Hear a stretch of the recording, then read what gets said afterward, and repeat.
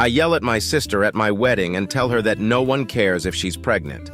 The author of the post is listed in the description. My husband, 30M, and I, 26F, got married during COVID. We couldn't have a big ceremony because of restrictions, and unfortunately my family couldn't be present as they live in a different country. With restrictions finally lifted, we decided to have a more traditional ceremony in my home country with my family. My husband's family came, his parents, some friends, cousins, and his sister, 32F, we'll call her Sarah, and her husband, 28M, we'll call him Matt. Sarah and Matt live on the other side of the US than the rest of the family. They had their wedding a couple of months back in their home state, and ever since then, when we have a conversation, even without our wedding coming up, Sarah would say that she and Matt are planning to get pregnant on the trip for my husband and I's wedding. No big deal. I just made sure to tell her that she needs to ovulate for that to happen. But other than that, I could not care less. What started to get annoying is when we were talking about all the activities/excursions people wanted to do so could go ahead and book it, Sarah would always say, "Make sure there's enough time for Matt and I at the hotel so we can get busy making our baby." Again, kinda gross, a little annoying, but whatever, they are grown-ups. About a week before we all leave to go to my home country, Sarah and Matt arrive in our home state to spend time with family as they rarely see them. My husband and I, his parents, and my husband's brother and sister-in-law are sitting chatting when Sarah blurts out she is pregnant. We all get really excited, congratulate them, and saying how happy we are. We start asking some questions, and Sarah says she is 2 weeks pregnant. Everyone kind of loses a little bit of excitement and say, "Wow, that's really early." We suggest to wait before telling other people, just as a lot can happen. People usually don't even know they are pregnant until at least 6 weeks, and even then they are encouraged to wait until after the first trimester to tell people. My BL and CIL were very happy and excited for them, but cautioned them even more as they have experienced multiple miscarriages before having their first child. Matt replied by saying they are only telling the people closest to them, his parents, her parents, and her siblings, no one else since it is so early. Well, the next day, Sarah had called her great-uncle and his wife over for drinks, and decided to tell them too.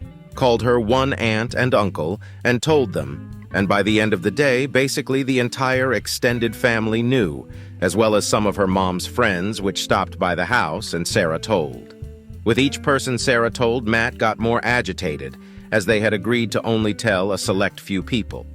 Matt finally gave up and asked her why she doesn't just post it on Facebook as it will be quicker, to which she replied she wants to, but she think it will be frowned upon. My husband came to me and said it feels like she is trying to draw the attention away from us and our wedding, as she is known to do anything and everything to have the spotlight on her. I said to not worry about it, as when we are in my home country she isn't going to know many people, so she won't say anything. He agreed, but went to his parents and told them what he was feeling, and asked if they could politely suggest that she keep it to herself when we left for the trip. They agreed that it was valid for him to feel that way, as they know she hates it if the focus is not on her. Anyway, we leave for the wedding, and I see my mom for the second time in 5 years. Obviously, it was a very emotional reunion, but we wiped off our tears quickly and sat down for a meal with my husband's family. After I introduced her to everyone, the waiter take our order, and the first thing Sarah says to my mom is, "Your daughter probably already told you, but I won't be drinking this trip." My mom says that it's no problem. You don't have to drink to have fun, and that Sarah will still have fun, even if she chooses not to drink. Sarah interrupts my mom to tell her it's not by choice that she is not drinking, but that she is pregnant. Keep in mind this is 10 minutes after she met my mom. My mom says congratulations and keeps on with another conversation. Sarah interrupts my mom again and tells her how she is 2 weeks pregnant and just so excited. My mom, who is in medicine, then tells Sarah the same thing we did, that she should probably wait until she is in her second trimester to tell people, and Sarah completely ignores her. The same thing happens with my aunt, cousins, uncles, sister, and grandparents, all of whom she had never met before. My husband yet again speaks to his parents and asks them to please tell her to keep it private, because it feels as though she is purposefully trying to take the attention away from our wedding. They say they will talk to her.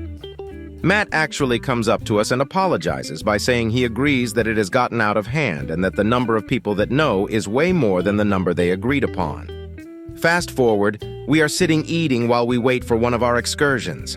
A family that I lived with for 3 when I first moved to my husband's country flew out for the wedding and met up with us for lunch. They have never met my seal. The wife and I are talking about the wedding and all the arrangements, while my seal sits across from us and listens to the conversation. My husband orders some shots for everyone at the table when his mom says she doesn't want one, so he tells the server -1. My seal hears him ordering the shots and goes off yelling across the table, "I can't drink alcohol! You know I can't drink a shot! Why would you order me one?" Everyone kind of stops and looks at her for a sec, before my husband says, "It's not a problem, as Matt said he wants 2. Everyone then continues their conversation, including the wife and I. My seal interrupts me and continues to make a big fuss over how my husband ordered her alcohol when he knows she's not drinking. The wife then says it's okay because Matt said he'll drink it, so it's not going to waste. My seal then says again how annoying it is that my husband ordered her a shot, and I say to not worry about because I'll just drink it if Matt doesn't want it. She keeps doing this till I finally tell the wife she's not drinking because she is pregnant. The wife says congratulations and asks how far she is, and then also tells her to be careful of telling too many people. This situation happens about 3 more times in the week leading up to the wedding. Now this is why I might be the AH. The last time it happened, she was telling my HS friends at the wedding how sick she has been, but no one asked why she was sick. They were just empathetic and saying they hope she feels better. They came over to me to talk to me, and she followed again, complaining about how sick she has been and kind of pushing them to ask why she has been feeling so sick, when I finally said, "Sarah, are you fucking kidding me? No one gives a shit that you are pregnant. They don't even know you." Sarah ran off crying, and my Emil heard me say that and told my Phil, who screamed at my husband saying how we hurt Sarah's feelings and how she is just excited. My husband doesn't think I did anything wrong, and my HS friends think I was fine too because they know the backstory. My mom and some of my husband's family think I was the asshole. Relevant comments before update. Commenter, 2 weeks pregnant doesn't exist. If she's used the clear blue test that says 2 weeks, it actually means she's 4 weeks. Your weeks of pregnancy are dated from the first day of your last period. This means that in the first 2 weeks or so, you are not actually pregnant. Your body is preparing for ovulation, releasing an egg from one of your ovaries as usual. Answer, she said she knows when she got pregnant. It was their anniversary from when they started dating, and then she took a pregnancy test and it came back positive 2 weeks after their anniversary. She could also apparently feel when the implant of the egg happened. Commenter, here's the real problem. Her husband, her parents, or even your husband should have told her off long before this reached your breaking point. You did nothing wrong, but apparently nearly everyone else was more than happy to play the role of enabler to the little princess. Commenter, NTA. Sarah sounds insufferable. Is she the golden child? Answer, yes, never finished college after asking her dad to pay for 4 different colleges and degrees, and then still got a graduation present when she moved away to work on a ranch. She also gets an allowance for money every month from her father. Update. My husband and I finally had our honeymoon, and we were unreachable during our holiday because we were out of the country. Our whole family knew this before we left, and we told them the only way to reach us in emergency was to call the hotel. We knew Sarah was going in for her appointment while we were away, and we told her we would call her as soon as we got back home. My husband and I was out one day for the whole day from the hotel doing activities, and when we got back, we found a note on our room to say we have to go to reception. Once we got to reception, the person told us we had 7 missed calls from family and gave us a number to call. We didn't know who called or what about, but we thought it was an emergency. We called the number, and it was Matt. He was very confused and asked why we were calling him on our honeymoon and asked if we were okay. We said that the hotel said T's number called 7 times and asked him if everything was okay. Matt said everything was fine, but Sarah wanted to talk to us. Matt called Sarah over and she asked us how we were having fun, etc. But we just wanted to know what was going on because we were so worried. Sarah said she went to the doctor and got some news. We asked her if everything was okay because she kept not saying anything and we could hear her and Matt whisper to each other. We heard Matt say to her, "Did you seriously call the hotel 7 times to tell them this? It could have waited." Sarah finally gets back on the phone and said that the doctor said she was going to have twins. We said congratulations and asked if there was anything else. We thought it was an emergency. She said no, she just wanted to share the news because she is so excited and scared and she couldn't hold it in. She said she also called my mom and told her they are friends on social media. My husband and I both just said we were very happy for them, but really didn't want to be bothered again if it was not an emergency. Sarah said we were being very rude and she just wanted to share the good news. We hung up because we had to get ready for dinner. When we got back into the U.S., my in-laws picked us up from the airport and were asking us if we spoke to Sarah. We said yes. She said she was having twins and we were very excited for them. My Phil then said Sarah told them we were extremely rude to her and Matt and we were dismissive and hung up the phone. We told them what really happened and they said that is not what Sarah has told the whole family. We are now back in our house and haven't spoken to Sarah or Matt. But Matt texted us both, but the text only came through later where he said he was so sorry that they bothered us on our vacation and he felt horrible. We just texted back and said all good and that we were very excited for both of them. All I can say about this whole situation is that I am very happy that we live on the other side of the country from Sarah. Additional comment from Oop. I spoke to my Miel today and like everyone said, Sarah didn't calculate her time right. She is actually about 9 weeks pregnant according to my Miel. Sarah is also having twins that were 2 eggs and 2 sperms, not sure the medical name, and each has their own sac. Relevant comments. Commenter. Did your brother go with her to the doctor? Did he see the ultrasound? For some reason, women who fake pregnancies often claim they're having twins. Now that isn't a super likely scenario, but this woman sounds pathologically desperate for attention. I probably have watched too many Dr. Phil episodes on women who fake pregnancies, but I'd reverse image search any ultrasound pictures she sends, posts. Answer, I think Matt went with yes. When we got back to the US, she sent us a picture of the ultrasound. I'm not a doctor or in the medical field at all, but it looked like 2 babies to me. Okay, next story. Aida for running away from home? I, 15F, will be a junior in high school once the new school year starts. I have a little brother I'll call Matt, 3M. My parents both work full-time jobs in the business district. I was a planned baby, but Matt wasn't. My parents considered putting him up for adoption, but couldn't do it. They don't know I know this. Once my mom ended her maternity leave, 2 weeks early, there was a schedule of who watched Matt when. Mom leaves for work at 4:30 a.m., waking me up on the way. I watch Matt until I need to go to school at 7 o'clock, and by that time, my dad is up and takes over. I get home from school at 3:45 p.m., and my dad leaves for his work at no later than 4 p.m. I watch him till my mom gets home at 6 p.m. For the first year, that's how it went. I was fine with that. Now my mom has shifted her hours to work later. I watch Matt till he sleeps, and I can't sleep till my mom gets home, which is usually 10, 11 at night. On top of that, I do anything that needs doing at home. I'm in AP classes and have my homework to do as well. Matt's not very well behaved. He's had health issues since birth that cause him discomfort. He's a toddler, and I get that. But his tantrums and general demeanor make it hard for me to get things done. The 2 things that tore me down most happened a week before school ended back in May. I managed to talk to my mom and asked her if we could please hire a sitter to look after Matt. I want to take on some extracurriculars. Her response was they didn't need to waste money on that because they had me. 2 days later, my mom got home at 5 p.m. early for her, and after eating dinner, told me to ask the school if I could shorten my class load next year in order to spend more time at home, since my dad also apparently wants to shift his hours. I told her no. She got mad, saying I needed to be more understanding and accepting. I had enough and blew up. I can't remember what all was said, but I do remember yelling that I wasn't my little brother's parent. I stormed to my room, stuffed some things in my backpack, and left while my mom was distracted by my brother. I'm safe. I called my grandmother and explained what was going on. She and my mother are estranged, but we managed to stay close. Once she picked me up and got the details, she said she understood.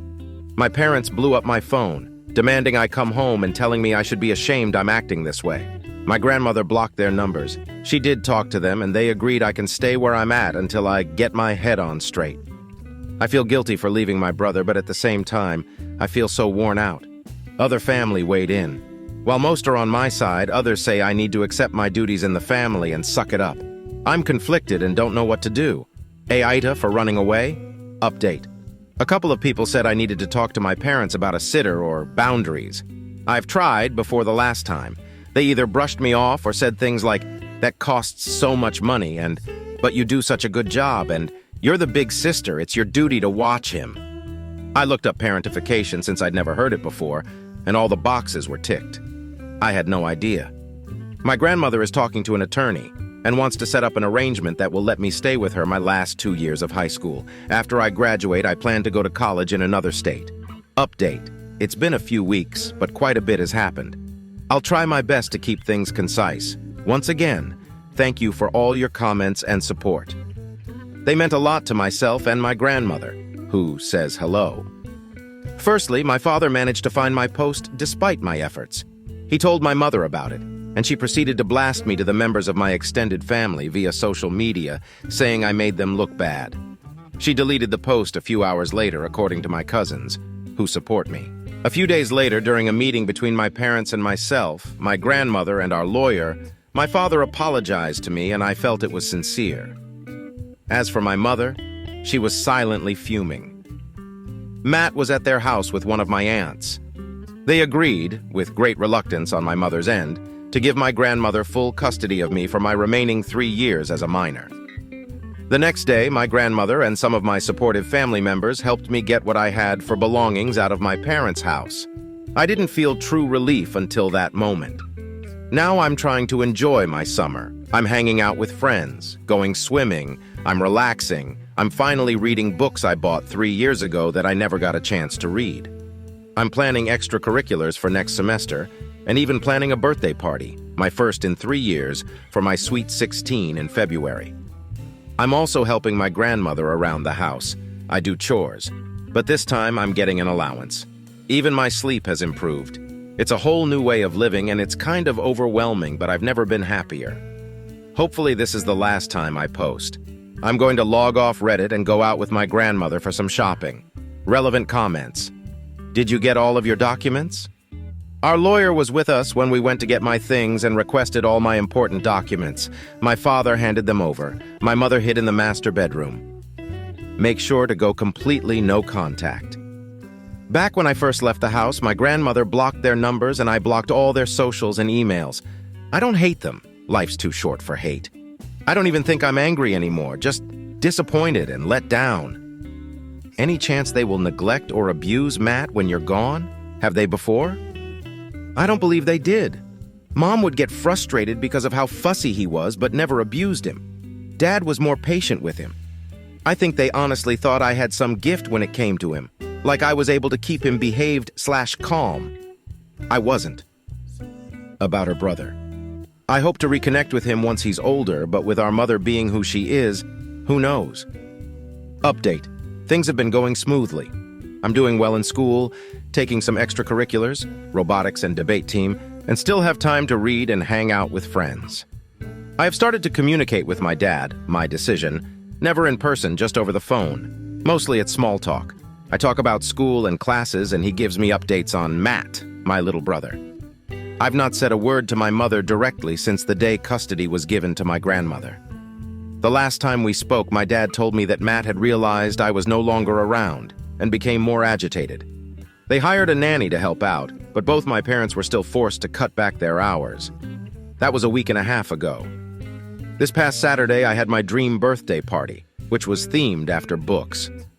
My birthday cake looked like a stack of books. Snacks were themed after literary genres, and everyone came dressed as book characters. I dressed as Sherlock Holmes. We had a very cozy venue all to ourselves, and it was great. It was a very chill, relaxed party. My grandmother hired security for the party with a strict list of who was allowed. This was due to a couple of bullies at school who heard about my party and threatened to crash it.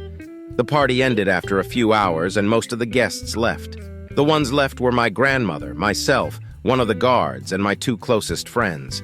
I excused myself to go to the restroom, and when I came out, one of my friends met me halfway down the hall. She tried to push me back into the restroom, saying my mother had shown up and was demanding to see me. I told nobody from my family about this party, not my dad, not even the ones who supported me because of this exact possibility. I also didn't post about it on social media. I heard yelling from my grandmother and decided to confront the situation myself. The security guard was holding my mom back, and my grandmother was livid. The second my mother saw me, she became irate, screaming that I was a disgrace, that she was never going to let me just cut her off, and if I knew what was good for me, I'd come home. I didn't feel scared or even angry. I was just tired. I kind of sighed, pulled out my phone, and told her I was calling the police. It was up to her if she stayed to face them, but either way, I was filing a no-contact order. She went pale, screamed at me one last time, then ran off, getting into her car and speeding away. I was glad it didn't happen during the party, but it left me shaken. Needless to say, my grandmother and I will be speaking to our attorney tomorrow. I'm still not sure how she found out about the party, which is what spooks me the most. Do entitled, narcissistic parents just have some ability that lets them repeatedly attempt to screw up their kids' lives? I'm starting to feel like I'll have to watch out for my mom the rest of my life. Relevant comments. This exchange. Commenter. To answer your question, yes, they try to ruin their children's life whenever they can. Why? Because they don't see that they are in fault because they are too self-absorbed to have common sense. In their eyes, always others will be at fault. Have you spoken to your dad since this incident, or do you intend to? Or are you going NC with him too? If you speak to him, maybe he can give you information who told your mom because this person needs to get out of the picture. Answer. I have not spoken to my dad since the incident. I really don't want to go no contact with him. He seems the most apologetic over what I went through and is trying to change, from what I've gathered through speaking to him. I never told him about the party, so he couldn't have informed my mother. I do intend to call him today and see what fallout happened after my mother left. Could she be tracking your phone? I thought about that, and my grandmother agreed. We checked over my phone to see if there was anything of the sort and found nothing. Definitely considering a new phone. Therapy. I am in therapy. It's really helping me with a lot of the guilt and pressure I felt after running away. I won't lie. Despite my posts in AIDA, a good chunk of me wanted to give in and run right back home. But I knew that wasn't what I really wanted, and also knew that if I did, I'd just keep sacrificing unnecessarily. Update. I talked to my dad and told him what happened. He sounded horrified and apologized profusely. I told him not to, since it wasn't his fault. He said he'd get to the bottom of it and get back to me. In the meantime, we spoke to our lawyer, and he agreed to my idea of filing a no-contact order against my mother. It's currently in progress.